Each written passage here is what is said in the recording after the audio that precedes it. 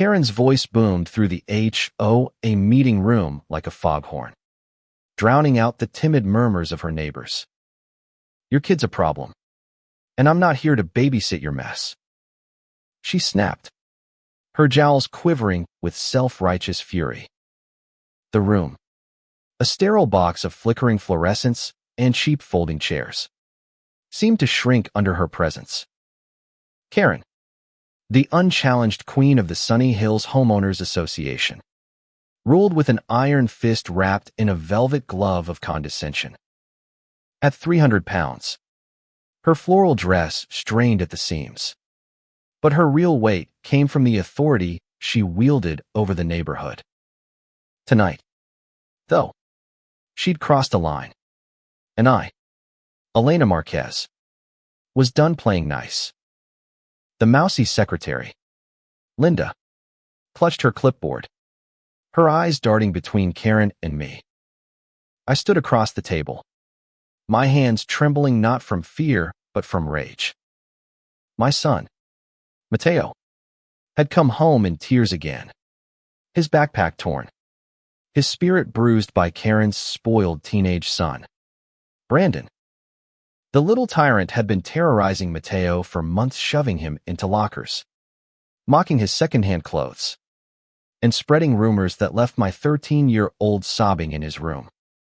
When I'd confronted Karen privately, she'd laughed it off, saying, "Boys will be boys. Maybe Mateo should toughen up." Tonight, I'd brought proof, a grainy video from a classmate's phone, showing Brandon cornering Mateo behind the school gym, his fist raised, his voice dripping with cruelty.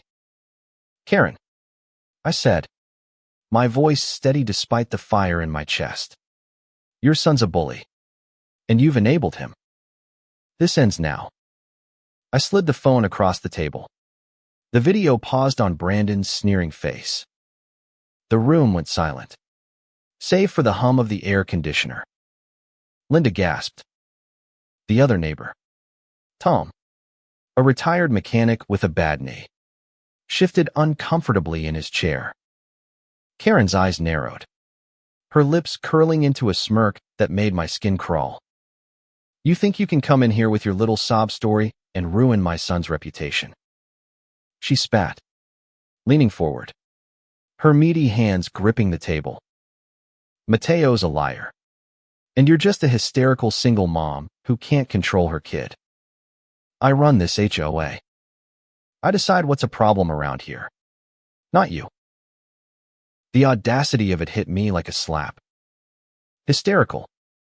Single mom. Karen didn't know me. She didn't know I'd spent a decade climbing the ranks at the CIA, analyzing threats, intercepting communications, and dismantling operations more dangerous than her petty suburban fiefdom. She didn't know I'd been trained to stay calm under pressure, to read people like open books, to strike when the moment was right. But she was about to find out. I leaned in, my voice low and deliberate. "Karen, you're not as untouchable as you think. I know things about you. Things you wouldn't want your precious HOA board to hear." Her smirk faltered, just for a second, but it was enough. I'd been watching her for weeks not as a neighbor, but as an operative. Karen's reign wasn't just annoying. It was corrupt. She'd been skimming HOA funds, funneling them into her personal account for landscaping expenses that never materialized. I'd traced the transactions, cross-referenced them with bank records I'd accessed through, let's call them, unconventional channels. And then there was her phone. Oh, Karen loved to gossip, to scheme, to threaten. Every call, every text, every venomous voicemail she'd left for neighbors who dared defy her eye had them all. "What are you talking about?" She scoffed, but her voice cracked. She glanced at Linda, who was now staring at the floor, and Tom, who looked like he wanted to bolt. Karen's bravado was crumbling, and I hadn't even played my trump card yet. Let's talk about Brandon, I said, tapping the phone. This video isn't the only one. I have others. And I have recordings your voice. Karen, telling Brandon to handle kids who don't fall in line. You told him Mateo was a problem to be dealt with. You encouraged him to make my son's life hell. Karen's face turned the color of spoiled milk. That's absurd. You're making this up. She bellowed. But her eyes betrayed her. She was calculating, trying to figure out how much I knew. The truth was, I knew everything. The CIA doesn't train you to half-ass an investigation. I tapped her phone not legally, I'll admit. But Karen wasn't worth the paperwork. Her texts to Brandon were damning. Make sure that Marquez kid knows his place. Don't let him embarrass you again. And my favorite, if his mom complains, I'll bury her. I pulled out my own phone and played a clip. Karen's voice filled the room. Tinny but unmistakable. Brandon, you're not weak like that Mateo kid. Show him who's in charge. Linda's jaw dropped. Tom coughed, his eyes wide. Karen froze, her mouth opening and closing like a fish gasping for air. You can't record me without my consent. She stammered, her hands shaking. That's illegal. I smiled, cold and sharp. Funny thing about that, Karen, I'm CIA. I don't need your consent. I've been watching you for a while, your calls, your texts, your little side hustle with the HOA funds. You think you're untouchable because you bully people into submission. You're not. You're done. The room felt like it was holding its breath. Karen's face went from pale to purple, her chest heaving as she tried to process what I'd just said. CIA. The word hit her like a freight train. She staggered back, knocking over a chair, her hand clutching her chest. You're lying, she whispered, but it was more plea than conviction. Am I said, stepping closer. I know about the $5,000 you siphoned last month for your consulting fees. I know about the complaints you buried, the neighbors you threatened to evict if they didn't vote your way. And I know about Brandon's bullying, because you taught him how to be a monster. But here's the thing. Karen, I don't just know. I have proof. And I'm not afraid to use it. She swayed, her eyes glassy. And for a moment, I thought she might actually pass out. Linda rushed to her side, muttering something about water.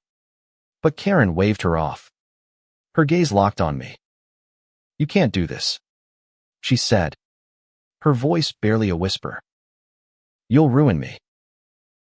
You ruined yourself. I shot back. You made my son's life hell. You made every kid in this neighborhood afraid of your brat. You thought you could intimidate me into silence. But you picked the wrong mom. Tom finally spoke up, his voice gruff. Elena, is this true?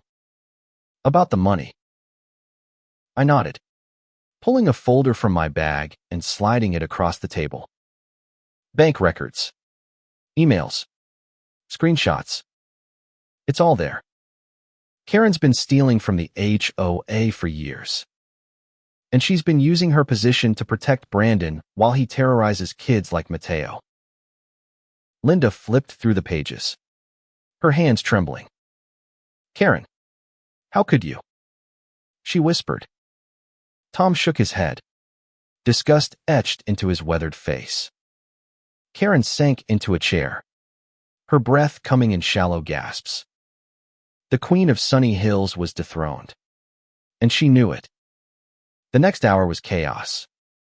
Linda called an emergency HOA vote to remove Karen as president.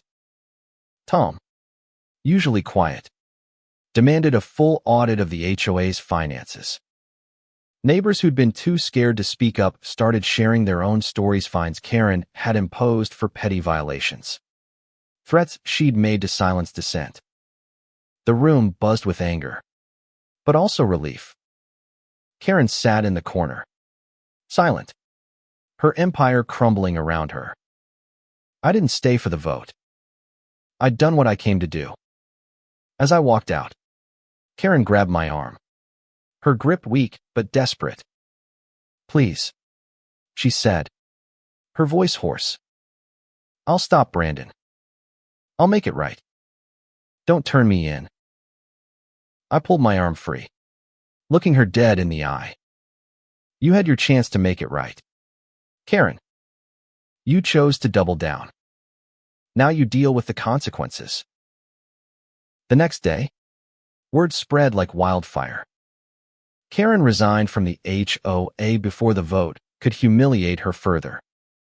Brandon was suspended from school after the principal reviewed the videos. The police got involved, thanks to an anonymous tip. It was May about the HOA funds. Karen's name was splashed across local news blogs, her reputation in tatters. Neighbors who'd once cowered under her glare now ignored her at the grocery store. Brandon, stripped of his mother's protection, shrank into a shadow of his former self. Mateo came home from school a week later with a tentative smile. "Kids are being nice to me," he said, almost like he couldn't believe it. I hugged him tight, my heart swelling. Karen's downfall wasn't just about justice. It was about giving my son a chance to heal. As for me, I went back to my quiet life, for as quiet as it gets when you're CIA. I didn't need to tap phones or dig up dirt anymore. I'd fought for my son, and I'd won. Karen thought she could bully her way through life. But she learned the hard way. Even the smallest person can bring down a giant if they know where to aim. The end.